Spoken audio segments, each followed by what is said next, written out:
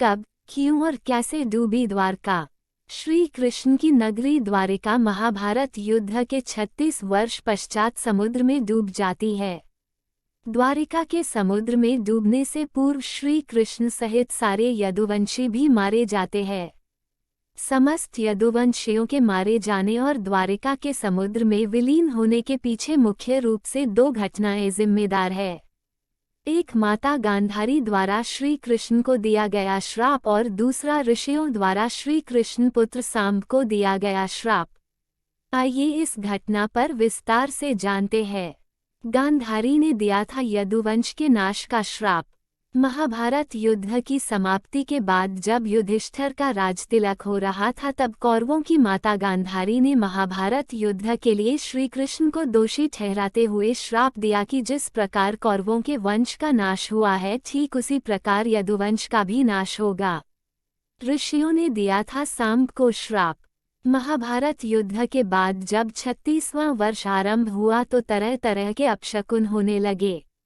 एक दिन महर्षि विश्वामित्र, कव, देवर्षि नारद आदि द्वारका गए। वहां यादव कुल के कुछ नवयुवकों ने उनके साथ परिहास मजाक करने का सोचा। वे श्री कृष्ण के पुत्र सांब को स्त्री वेश में ऋषियों के पास ले गए और कहा कि ये स्त्री गर्भवती है, इसके गर्भ से क्या उत्पन्न होगा।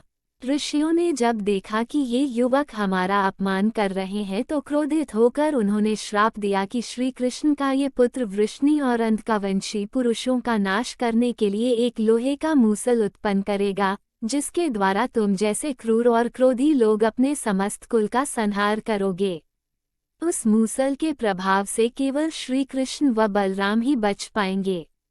श्री कृष्ण को जब ये बात पता चली तो उन्होंने कहा कि ये बात अवश्य सत्य होगी। मुनियों के श्राप के प्रभाव से दूसरे दिन ही सांब ने मूसल उत्पन्न किया। जब ये बात राजा उग्रसेन को पता चली तो उन्होंने उस मूसल को चुराकर समुद्र में डलवा दिया। इसके बाद राजा उग्रसेन व श्री कृष्ण ने नगर में घोषणा करवा दी कि आज से कोई भी वृष्णि व अंधकवंशी अपने घर में मदिरा तैयार नहीं करेगा। जो भी व्यक्ति छिपकर मदिरा तैयार करेगा उसे मृत्युदंड दिया जाएगा। घोषणा सुनकर द्वारकावासियों ने मदिरा नहीं बनाने का निश्चय किया। द्वारका में होने लगे थे भयंकर अपशकुन। इसके बाद द्वारका में भयंकर अपशकुन होने लगे। प्रतिदिन आंधी चलने लगी। चूहे इतने बढ़ गए कि मार्गों पर मनुष्यों से ज्यादा दिखाई देने लगे। वे रात में सोए हुए मनुष्यों के बाल और नाखून कुतरकर खा जाया करते थे। सारस उल्लुओं की और बकरे गीदड़ों की आवाज निकालने लगे। गायों के पेट से गधे, कुत्तियों से बिलाव और नेवलियों के गर्भ से चूहे पैदा होने लगे। उस समय यदुवंशियों को पाप करते शर्म नहीं आती थी। अंधकवंशियों के हाथों मारे गए थे प्रद्युम्न। जब श्री कृष्ण ने नगर में होते इन अपशकुनों को देखा तो उन्होंने सोचा कि कौरवों की माता गांधारी का श्राप सत्य होने का समय आ गया है। इन अपशकुनों को देखकर तथा पक्ष के 13वें दिन अमावस्या का संयोग जानकर श्री कृष्ण काल की अवस्था पर विचार करने लगे। उन्होंने देखा कि इस समय वैसा ही योग बन रहा है जैसा महाभारत के युद्ध के समय बना था। गांधारी के श्राप को सत्य करने के उद्देश्य से श्री कृष्ण ने यदुवंशियों को तीर्थयात्रा करने की आज्ञा दी। श्री कृष्ण की आज्ञा से सभी राजवंशी समुद्र के तट पर प्रभास तीर्थ आकर निवास करने लगे। प्रभास तीर्थ में रहते हुए एक दिन जब अंधक व वृष्णिवंशी आपस में बात कर रहे थे, तभी सात्यकी ने आवेश में आकर कृतवर्मा का उपहास और अनादर कर दिया। कृतवर्मा ने भी कुछ ऐसे शब्द कहे कि सात्यकी को क्रोध आ गया और उसने कृतवर्मा का वध कर दिया। ये देख अंधकवंशियों ने सात्यकी को घेर लिया और हमला कर दिया। सात्यकी को अकेला देख श्री कृष्ण के पुत्र प्रद्युम्न उसे बचाने दौड़े। सात्यकी और प्रद्युम्न अकेले ही अंधकवंशियों से भिड़ गए, परंतु संख्या में अधिक होने के कारण वे अंधकवंशियों को पराजित नहीं कर पाए और अंत में उनके हाथों मारे गए। यदुवंशियों के नाश के बाद अर्जुन को बुलवाया था श्री कृष्ण ने।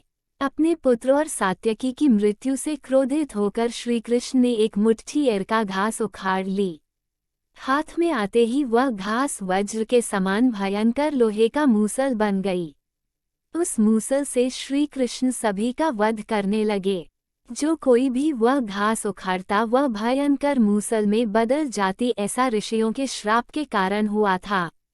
उन मूसलों के एक ही प्रहार से प्राण निकल जाते थे। उस समय काल के प्रभाव से अंधक, भोज, शिनी और वृष्णि वंश के वीर मूसलों से एक दूसरे का वध करने लगे। यदुवंशी भी आपस में लड़ते हुए मरने लगे। श्री कृष्ण के देखते ही देखते सांब, चारुदेशन, अनिरुद्ध और गद की मृत्यु हो गई। फिर तो श्री कृष्ण और भी क्रोधित हो गए और उन्होंने शेष बचे सभी वीरों का संहार कर डाला। अंत में केवल दारुक, श्री कृष्ण के सारथी ही शेष बचे थे। श्री कृष्ण ने दारुक से कहा कि तुम तुरंत हस्तिनापुर जाओ और अर्जुन को पूरी घटना बताकर द्वारका ले आओ। दारुक ने ऐसा ही किया। इसके बाद श्री कृष्ण बलराम को उसी स्थान पर रहने का कहकर द्वारका लौट आए। बलराम जी के स्वधाम गमन के बाद ये किया श्री कृष्ण ने द्वारका आकर श्री कृष्ण ने पूरी घटना अपने पिता वसुदेव जी को बता दी। यदुवंशियों के संहार की बात जानकर उन्हें भी बहुत दुख हुआ। श्री कृष्ण ने वसुदेव जी से कहा कि आप अर्जुन के आने तक स्त्रियों की रक्षा करें। इस समय बलराम जी वन में मेरी प्रतीक्षा कर रहे हैं, मैं उनसे मिलने जा रहा हूँ। जब श्री कृष्ण ने नगर में स्त्रियों का विलाप सुना तो उन्हें सांत्वना देते हुए कहा कि शीघ्र ही अर्जुन द्वारका आने वाले हैं, वे ही तुम्हारी रक्षा करेंगे। ये कहकर श्री कृष्ण बलराम से मिलने चल पड़े। वन में जाकर श्री कृष्ण ने देखा कि बलराम जी समाधि में लीन हैं। देखते ही देखते उनके मुख से सफेद रंग का बहुत बड़ा सांप निकला और समुद्र की ओर चला गया। उस सांप के हजारों मस्तक थे। समुद्र ने स्वयं प्रकट होकर भगवान शेषनाग का स्वागत किया। बलराम जी द्वारा देह त्यागने के बाद श्री कृष्ण उस सूने वन में विचार करते हुए घूमने लगे। घूमते घूमते वे एक स्थान पर बैठ गए और गांधारी द्वारा दिए गए श्राप के बारे में विचार करने लगे। देह त्यागने की इच्छा से श्री कृष्ण ने अपनी इंद्रियों का संयमित किया और महायोग समाधि की अवस्था में पृथ्वी पर लेट गए। जिस समय भगवान श्री कृष्ण समाधि में लीन थे, उसी समय जरा नाम का एक शिकारी हिरणों का शिकार करने के उद्देश्य से वहां आ गया। उसने हिरण समझकर दूर से ही श्री कृष्ण पर बाण चला दिया। बाण चलाने के बाद जब वह अपना शिकार पकड़ने के लिए आगे बढ़ा तो योग में स्थित भगवान श्री कृष्ण को देखकर उसे अपनी भूल पर पश्चाताप हुआ। तब श्री कृष्ण को उसे आश्वासन दिया और अपने परमधाम चले गए। अंतरिक्ष में पहुंचने पर इंद्र, अश्विनी कुमार, रुद्र, आदित्य, वसु, मुनि आदि सभी ने भगवान का स्वागत किया। इधर दारुक ने हस्तिनापुर जाकर यदुवंशियों के संहार की पूरी घटना पांडवों को बता दी। ये सुनकर पांडवों को बहुत शोक हुआ। अर्जुन तुरंत ही अपने मामा वसुदेव से मिलने के लिए द्वारका चल दिए।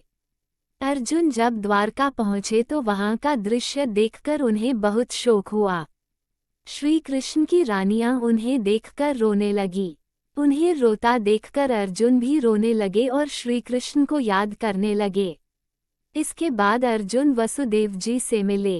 अर्जुन को देखकर वसुदेव जी बिलख बिलख रोने लगे। वसुदेव जी ने अर्जुन को श्री कृष्ण का संदेश सुनाते हुए कहा कि द्वारका शीघ्र ही समुद्र में डूबने वाली है, अतः तुम सभी नगरवासियों को अपने साथ ले जाओ। अर्जुन अपने साथ ले गए श्री कृष्ण के परिजनों को। वसुदेव जी की बात सुनकर अर्जुन ने दारुक से सभी मंत्रियों को बुलाने के लिए कहा। मंत्रियों के आते ही अर्जुन ने कहा कि मैं सभी नगरवासियों को यहाँ से इंद्रप्रस्थ ले जाऊंगा, क्योंकि शीघ्र ही इस नगर को समुद्र डुबा देगा। अर्जुन ने मंत्रियों से कहा कि आज से 7वें दिन सभी लोग इंद्रप्रस्थ के लिए प्रस्थान करेंगे, इसलिए आप शीघ्र ही इसके लिए तैयारियां शुरू कर दें। सभी मंत्री तुरंत अर्जुन की आज्ञा के पालन में जुट गए। अर्जुन ने वह रात श्री कृष्ण के महल में ही बिताई। अगली सुबह श्री कृष्ण के पिता वसुदेव जी ने प्राण त्याग दिए। अर्जुन ने विधि विधान से उनका अंतिम संस्कार किया। वसुदेव जी की पत्नी देवकी, भद्रा, रोहिणी व मदिरा भी चिता पर बैठकर सती हो गईं। इसके बाद अर्जुन ने प्रभास तीर्थ में मारे गए समस्त यदुवंशियों का भी अंतिम संस्कार किया। 7वें दिन अर्जुन श्री कृष्ण के परिजनों तथा सभी नगरवासियों को साथ लेकर इंद्रप्रस्थ की ओर चल दिए। उन सभी के जाते ही द्वारका नगरी समुद्र में डूब गई। ये दृश्य देखकर सभी को बड़ा आश्चर्य हुआ। यदि आपको वीडियो पसंद आए तो वीडियो को लाइक करें, कमेंट करें और चैनल को सब्सक्राइब करें। धन्यवाद।